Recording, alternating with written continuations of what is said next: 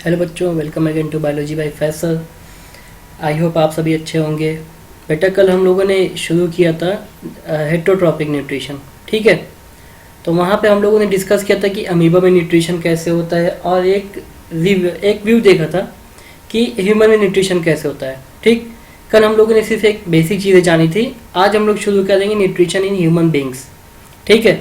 तो आप लोगों से रिक्वेस्ट है, जो लोग ये वीडियो पहली बार देख रहे हैं, इस चैनल पे नए हैं, वो चैनल को सब्सक्राइब कर लेंगे और वीडियो का पहला पार्ट से लेके अभी तक का देखें, क्योंकि सारी चीज़ें एक दूसरे से अटैच है, ठीक है। वीडियो 1 से लेकर के वीडियो 3 तक सारी चीज़ें एक दूसरे से लिंक है।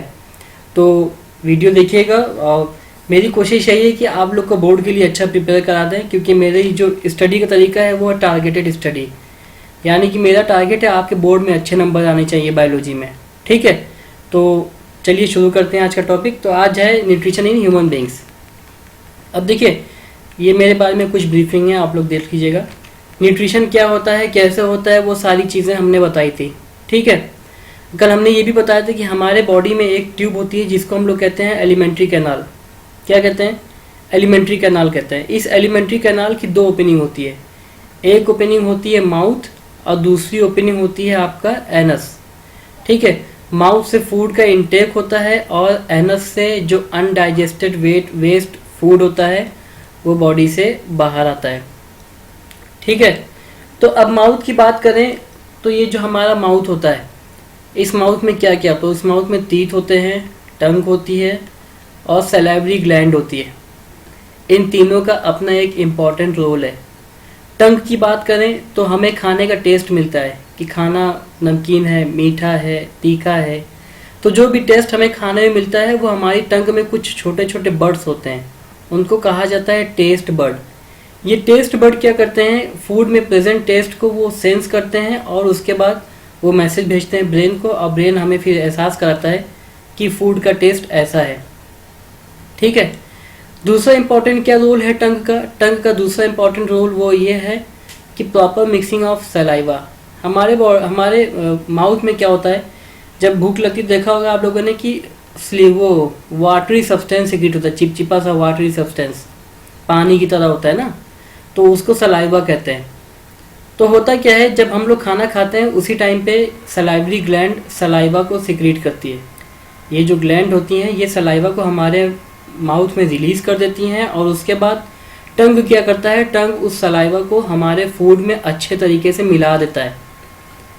अब देखिए, ये मिलाता क्यों है? मिलाता इसलिए है ताकि फूड जो है वो सॉफ्ट हो सके, यानी कि खाना मुलायम हो सके। और खाना जब मुलायम हो जाएगा तो हमारा टीथ क्या करेगा, हमारा टीथ उसको आसानी से छोटे छोटे पार्ट्स में ब्रेक कर देगा, ठीक है। हम लोग जैसे खाने को खाते हैं, रोटी खाते हैं, रोटी का बड़ा टुकड़ा खाते हैं, लेकिन वो एकदम छोटा हो जाता है, तो उसको ब्रेक करने का काम किसका होता है? टीथ का होता है। लेकिन टीथ उसको तभी आसानी से ब्रेक करेगा जब वो सॉफ्ट रहेगा, ठीक। तो ये सलाइवा क्या करता है, सलाइवा उस फूड को सॉफ्ट बना देता है, ठीक है। अब टीथ की बात करें तो टीथ फूड को ग्राइंड करने में, ब्रेक करने में, इन सब चीज़ों में हेल्प करते हैं टीथ, ठीक है। अब टीथ ऐसा क्यों करता है, फूड को छोटे छोटे पार्टिकल में क्यों कन्वर्ट करता है? वो इसलिए कन्वर्ट करता है ताकि ये जो फूड है, ये फूड ईजिली आगे ट्रांसपोर्ट हो सके। हमारे माउथ से ये फूड जाएगा स्टमक तक, स्टमक से जाएगा इंटेस्टाइन में, इंटेस्टाइन से फिर बाहर निकलेगा, ठीक है। तो ये आगे ईजिली फूड मूव हो सके, प्लस फूड में जो न्यूट्रिएंट है उन न्यूट्रिएंट का अच्छे से एब्जॉर्प्शन हो सके, एंजाइम अच्छे से वर्क कर सके, इसलिए ये फूड पार्टिकल्स क्या होते हैं, ये स्मॉल पार्टिकल्स में ब्रेक होते हैं, ठीक। अब देखिए, टीथ की बात करें, हमारे माउथ में 4 तरीके के टीथ होते हैं। एक कहलाता है इंसीजर, दूसरा कहलाता है कैनाइन, तीसरा कहलाता है प्रीमोलर, चौथा कहलाता है मोलर। इनकी लोकेशन की बात करें तो देखिए, इनकी लोकेशन, ये जो आपके ग्रीन कलर में है, ये चारों आपके इंसीजर है, ठीक है। तो 4 ऊपर हो गए, 4 नीचे हो गए, ठीक। इसके बाद ये ऑरेंज कलर वाला कैनाइन है, इंसीजर के ठीक बगल में ये दोनों कैनाइन होते हैं। कैनाइन भी 2 ऊपर हो गए, 2 नीचे हो गए। तो हमारा ये जो फार्मूला बनता है, ये फार्मूला, चलिए फार्मूला आगे बताते हैं।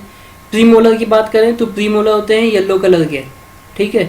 ये देखिए येलो कलर वाले प्रीमोलर, अब मोलर की बात करें तो मोलर सबसे आखिर के जो होते हैं, ये आपका स्काई ब्लू कलर में ये मोलर है, ठीक है। तो डेंटिस्ट लोग क्या करते हैं, अपनी आसानी के लिए हमारे ये अपर जा है, ये लोअर जा है, ये क्या करते हैं ऐसे बी से डिवाइड कर देते हैं, ठीक, ऐसे डिवीज़न हो गया। तो यहाँ पर आप ध्यान से देखेंगे तो 2 इंसीजर है, 2 इंसीजर हो गया, ठीक है, एक कैनाइन है, एक कैनाइन हो गया, फिर 2 प्रीमोलर है, 2 प्रीमोलर हो गया, और 3 मोलर है, ठीक, 3 मोलर हो गया। ये आधे हिस्से में है, ऐसे ही नीचे वाले में रहेगा, ठीक है। तो ये जो 2 1 2 3 है ये कहलाता है डेंटल फार्मूला। क्या कहलाता है? डेंटल फार्मूला कहलाता है। कभी कभी ये कम्पिटेटिव एग्जाम में पूछ लेता है कि ह्यूमन का जो डेंटल फार्मूला है वो क्या है, तो वहाँ पे बस आपको यही याद रखना है 2 1 2 3। ये 2 1 2 3 है क्या? 2 इंसीजर हैं, एक कैनाइन है, 2 प्रीमोलर है और 2 मोलर है, ठीक है। इनकी लोकेशन भी आप देख लीजिए कहाँ पर होती है हमारे जॉ में। अब देखिए इंसीजर का मेन काम क्या होता है? इंसीजर का मेन काम होता है कट करना। हम लोग किसी भी चीज़ को कट करते हैं जब तो आगे वाले दांत से करते हैं, ठीक है। तो इनका मेन काम क्या होता है? कटिंग द फूड, ठीक। दूसरा होता है कैनाइन। कैनाइन का जो काम होता है वो टीयरिंग का, यानी किसी भी चीज़ को फाड़ना, किसी भी चीज़ को। जैसे कि मोस्टली क्या होता है, देखा गया है जो नॉनवेज खाते हैं तो जब वो मसल्स को फाड़ना होता है तो वो अपने कैनाइन टीथ का यूज़ करते हैं। इसीलिए आप लोगों ने देखा होगा ये कैट है और डॉग है, इन सब के जो साइड के कैनाइन के दांत होते हैं बहुत बड़े होते हैं, ठीक है। ये बहुत मजबूत दांत होते हैं और ये टीयरिंग करने में, फाड़ने में हेल्प करते हैं। प्रीमोलर का काम क्या होता है? हमने कट किया फूड को, छोटा छोटा हो गया, उसको और छोटा करना, ग्राइंडिंग करना, ताकि फूड क्या हो धीरे धीरे बारीक होता जाए, ठीक है। अब मोलर क्या करते हैं? उस बारीक फूड को और ज़्यादा बारीक करते हैं। ये काम किसका है? मोलर का है। तो ये इम्पॉर्टेंट है, ये याद रखिएगा, चारों टीथ का फंक्शन, ठीक है। ये इम्पॉर्टेंट क्वेश्चन है कि what are the functions of incisor, canine, premolar and molar. और दूसरी चीज़ ये पूछी जाती है इनको क्या कहते हैं, इनकी लोकेशन क्या है। ये जितनी भी चीज़ आपको यहाँ स्लाइड में दिख रही है सारी की सारी बोर्ड एग्जाम के लिए इम्पॉर्टेंट है। जैसे एक सिंपल सा क्वेश्चन 1 नंबर में पूछ लेगा कि what is the role of saliva in digestion, ठीक है। तो यहाँ पे पहला रोल तो यही हो गया है कि फूड को सॉफ्ट बनाता है ताकि वो ईजिली ब्रेक हो सके। दूसरा रोल देखिए ये है, दूसरा इंपॉर्टेंट रोल क्या है? दूसरा इंपॉर्टेंट रोल सलाइवा का है वो ये है कि it secrets salivary amylase. Saliva में क्या होता है? सलाइवा में एक एंजाइम होता है जिसको सलाइवरी अमाइलेज कहते हैं और उसका दूसरा नाम है टाइलिन, ठीक है, टाइलिन।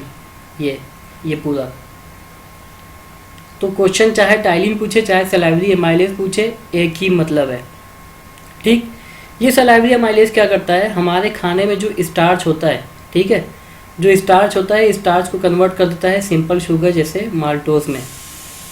स्टार्च एक कॉम्प्लेक्स शुगर होती है, उसको सिंपल फॉर्म में कन्वर्ट करता है।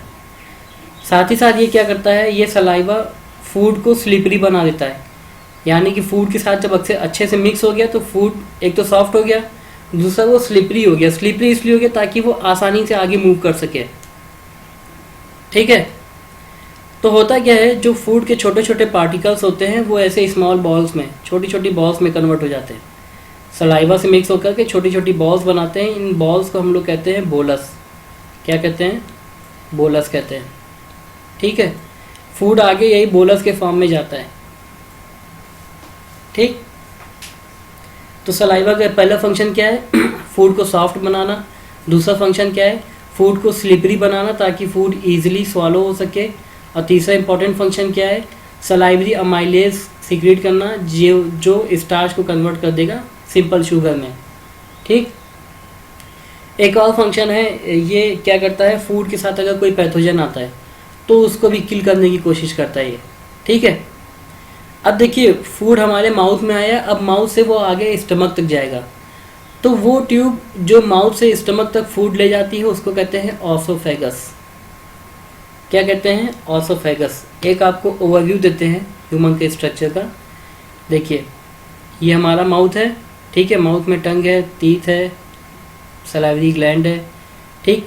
फिर यहाँ से क्या होगा, यहाँ से इस ट्यूब के ज़रिए फूड आएगा ऑसोफेगस से यहाँ अंदर, और यहाँ से पहुँचेगा स्टमक में। स्टमक से फूड जाएगा इंटेस्टाइन में, ठीक। और इंटेस्टाइन से क्या होगा, ये स्मॉल इंटेस्टाइन में जाएगा। स्मॉल इंटेस्टाइन से फूड जाएगा लार्ज इंटेस्टाइन में।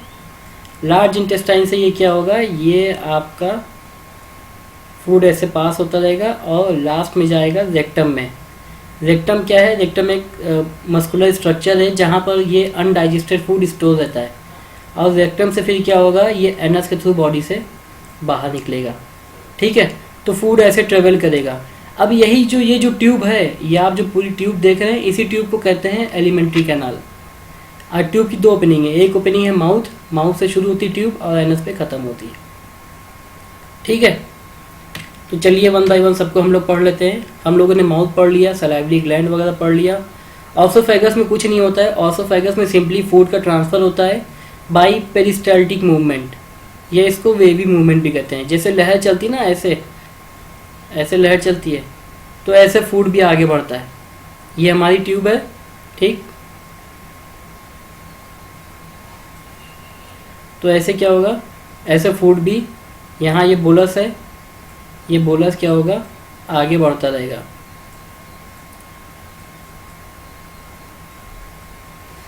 ठीक है, तो इसका सिर्फ एक ही काम है, फूड को स्टमक तक ले जाना। अब देखिए होता क्या है, फूड हमारा स्टमक में आ गया है। हमारी जो स्टमक की वॉल होती है, वो वॉल क्या करती है, वो वॉल कुछ ग्लैंड होते हैं उनमें, जिसको हम लोग गैस्ट्रिक ग्लैंड कहते हैं। और उन ग्लैंड में कुछ एंजाइम्स होते हैं जिनको हम लोग क्या कहते हैं, जिनको हम लोग एंजाइम्स कहते हैं, ठीक है। तो कौन कौन से एंजाइम्स हैं, बेसिकली एक एंजाइम होता है पेप्सिन, ठीक। पेप्सिन एंजाइम होता है। साथ ही साथ क्या होता है, पेप्सिन जो होता है वो इनएक्टिवेटेड फॉर्म में होता है, ये ध्यान दीजिएगा। इनएक्टिवेटेड है तो अभी वो फंक्शन नहीं करेगा, फंक्शन करने के लिए उसको एक्टिवेट होना पड़ेगा। तो गैस्ट्रिक जूस क्या करता है, एंजाइम के साथ साथ ये हाइड्रोक्लोरिक एसिड को भी सिक्रीट करता है स्टमक में। अब ये जो हाइड्रोक्लोरिक एसिड है, ये एसिड होती है, इसका पीएच बहुत कम होता है, ठीक है। तो ये एसिड दो काम करती है। पहला काम क्या करती है, क्योंकि ये बहुत पीएच बहुत कम है, तो कोई जर्म्स अगर फूड से हमारे स्टमक तक आ गया तो उस जर्म को किल कर देगी एसिड। दूसरा काम यह क्या करेगी, दूसरा काम ये करेगी कि ये जो इनएक्टिवेटेड एंजाइम है उसको एक्टिवेट कर देगी। क्या करेगी, एक्टिवेट करेगी, activation of inactivated pepsin enzyme. अब पेप्सिन एंजाइम जब एक्टिवेट हो जाएगा तब ये क्या करेगा, तब ये प्रोटीन का पार्शियल डाइजेशन करेगा, यानी कि प्रोटीन के बड़े मॉलिक्यूल्स को छोटे मॉलिक्यूल्स में कन्वर्ट कर देगा, ठीक है। अब ये जो एसिड है, हाइड्रोक्लोरिक एसिड, इसकी वजह से क्या हो सकता है, हमारी जो स्टमक की वॉल है, जो स्टमक की मसल्स है, वो मसल्स डैमेज हो सकती हैं, क्योंकि आपको पता है एसिड का कोरोसिव नेचर होता है, वो किसी भी चीज़ को गला देती हैं, ठीक है। तो एसिड के नुकसान से बचाने के लिए क्या होता है, हमारी जो स्टमक की वॉल होती है वो एक स्लिपरी और चिपचिपा सब्सटेंस सिक्रीट करती है, उसको म्यूकस कहते हैं, ठीक है। ये म्यूकस कहाँ से सिक्रीट होता है, स्टमक की वॉल से सिक्रीट होता है। और ये क्या करता है, ये जो स्टमक की अंदर की मसल्स है उनको डैमेज होने से बचाता है। तो स्टमक में बेसिकली क्या हो रहा है, प्रोटीन का डाइजेशन हो रहा है, ठीक है। अब देखिए आगे हम लोग को पढ़ना है, फूड हमारा स्टमक में आ गया, ठीक। फूड हमारा स्टमक में आ गया, यहाँ पे प्रोटीन का डाइजेशन शुरू हो गया। अब फूड यहाँ से आगे जाएगा इंटेस्टाइन में। तो जैसे ही इंटेस्टाइन में जाएगा, इंटेस्टाइन के 3 अलग अलग रीजन है। ये वाला जो रीजन है, ये रीजन कहलाता है ड्यूडेनम। क्या कहलाता है, ड्यूडेनम,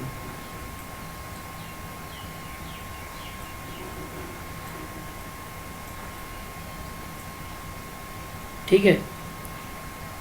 ड्यूडेनम, इस ड्यूडेनम रीजन में 2 जगह से ग्लैंड का सिक्रीशन आता है। अब वो ग्लैंड कौन कौन सी है, एक ग्लैंड आपकी लीवर है, दूसरी ग्लैंड आपकी है पैनक्रियाज। ये दोनों ग्लैंड क्या करती हैं, जूस सिक्रीट करती हैं, और वो जूस एक नली के थ्रू, एक डक्ट के थ्रू क्या होता है, ड्यूडेनम रीजन में आकर के मिल जाता है।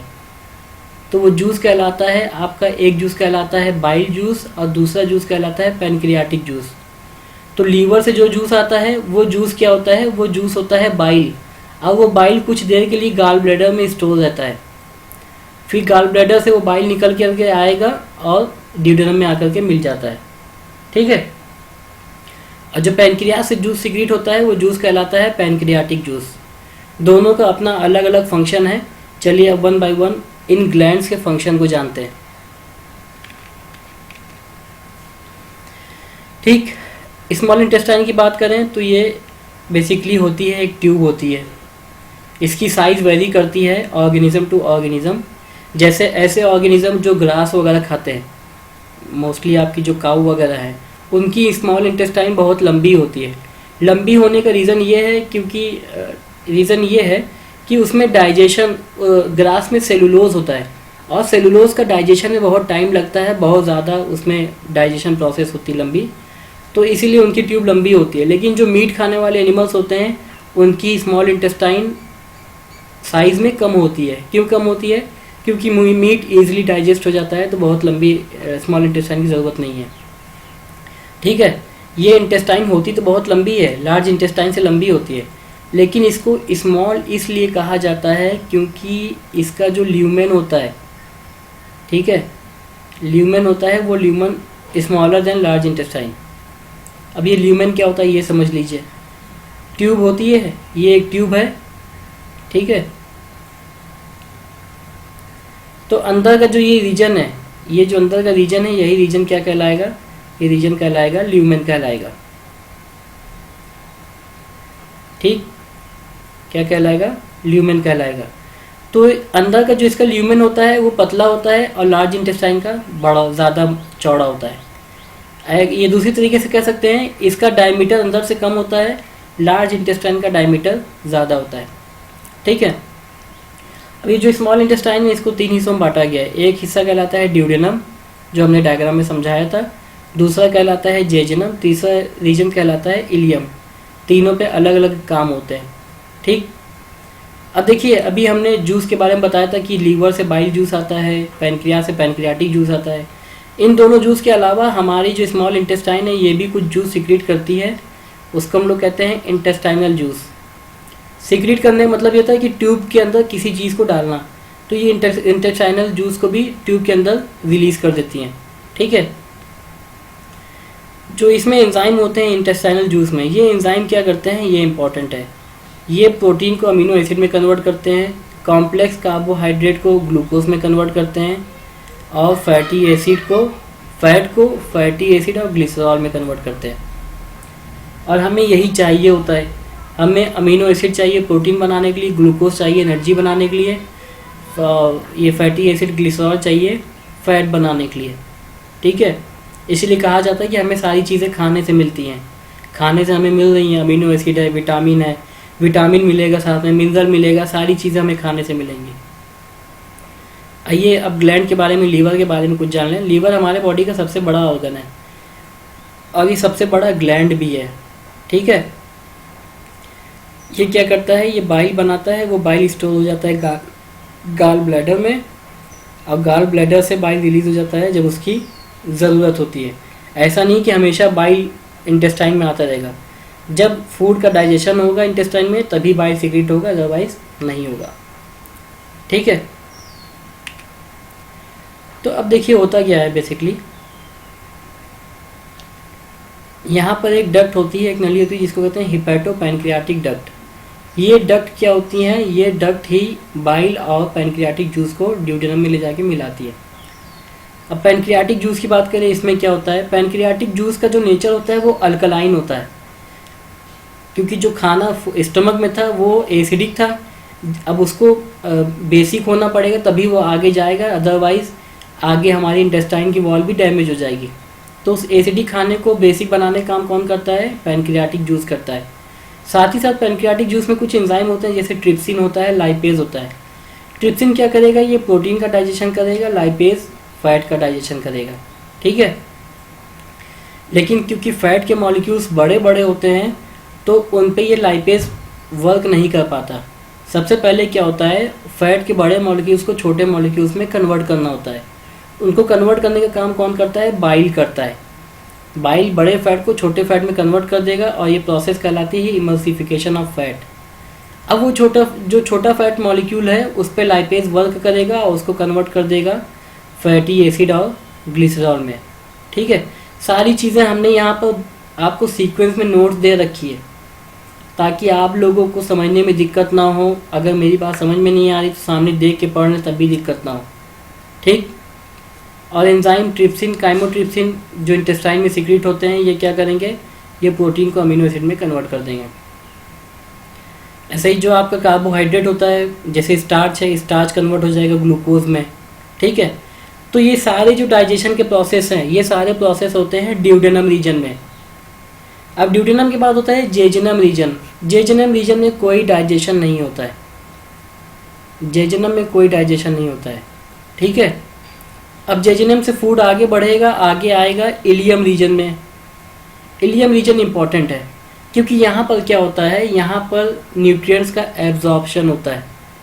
अभी आपने देखा कि न्यूट्रिएंट्स बने, ग्लूकोज बना, अमीनो एसिड बनी, फैटी एसिड ग्लिसरॉल बना। ठीक है, अब वो सारी चीज़ें एब्जॉर्ब होकर के ब्लड में जाएंगी, ब्लड से पूरे बॉडी को सप्लाई हो जाएंगी। ठीक, तो यहाँ पर क्या होता है, यहाँ पर एब्जॉर्प्शन के लिए एक फिंगर लाइक स्ट्रक्चर होता है जिसको हम लोग विलाई कहते हैं। ठीक है, जैसे ये इंटेस्टाइन की वॉल है, ट्यूब है, तो इस ट्यूब में क्या होगा, इस ट्यूब में यहाँ पर ऐसे फिंगर लाइक स्ट्रक्चर्स होंगे। ये स्ट्रक्चर्स कहलाते हैं विलाई। क्या कहते हैं, विलाई कहलाते हैं। अब देखिए विलाई दो काम करते हैं। सबसे पहले तो एब्जॉर्प्शन के लिए सरफेस एरिया बढ़ा देते हैं, यानी कि ज़्यादा से ज़्यादा मटेरियल का एब्जॉर्प्शन हो जाएगा। दूसरी चीज़ क्या है, इनके नीचे यहाँ पर ब्लड वेसल्स होती है। ठीक है, they are highly supplied with blood vessels. अब ब्लड वेसल तो होगा क्या, यहाँ पर ये न्यूट्रिएंट्स हैं, न्यूट्रिएंट्स एब्जॉर्ब हुए विलाई में, विलाई से एब्जॉर्ब हो गए ब्लड में, ब्लड से वो पूरे बॉडी को सप्लाई हो जाएंगे। ठीक है, तो इनका एक इम्पॉर्टेंट रोल है ये।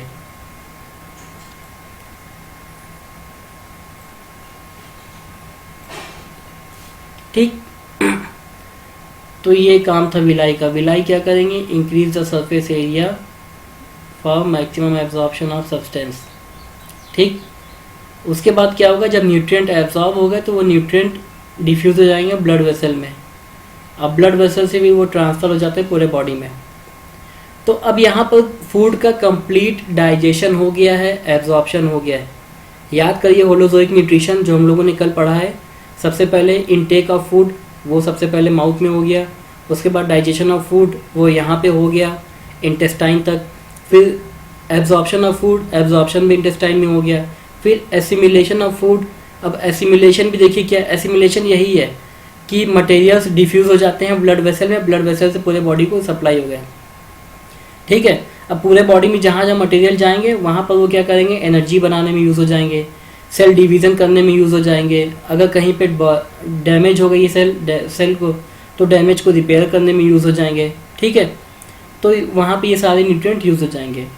तो एसिमिलेशन हो गया। अब एसिमिलेशन के बाद जो आखिरी स्टेप होता है वो होता है इजेशन ऑफ फूड, या हम लोग कहते हैं एक्सक्रीशन ऑफ फूड, फूड को बॉडी से बाहर निकालना। ठीक है, तो कौन सा फूड बॉडी से बाहर निकलेगा, वो फूड निकलेगा जो वेस्ट है। अब उसमें ना ही कोई न्यूट्रिएंट है ना ही कोई इंपॉर्टेंट चीज़ है, अब वो हमारे लिए बेकार है।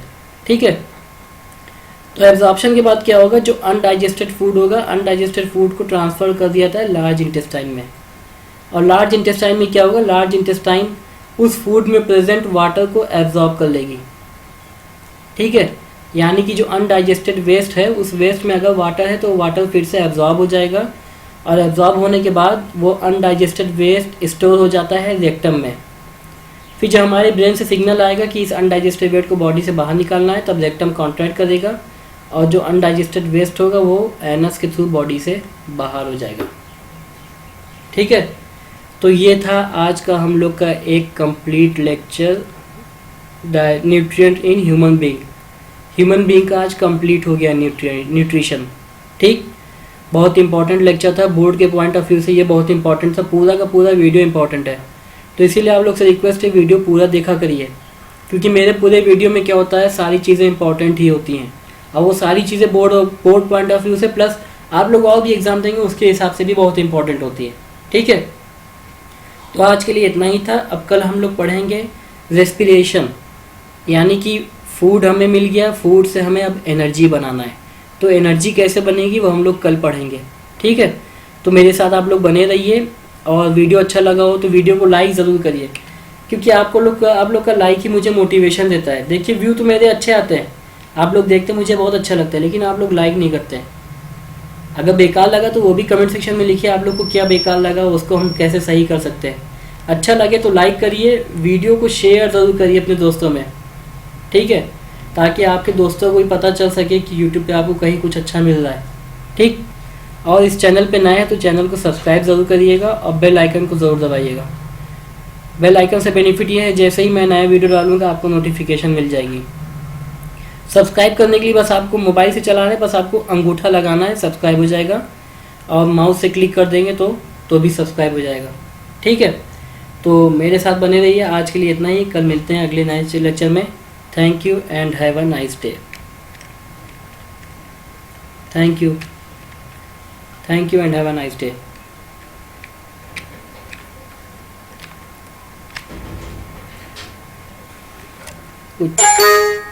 कुछ इशू आ गए थे, चलिए कोई बात नहीं। ठीक है, आज का लेक्चर यहीं ख़त्म करते हैं। Thank you.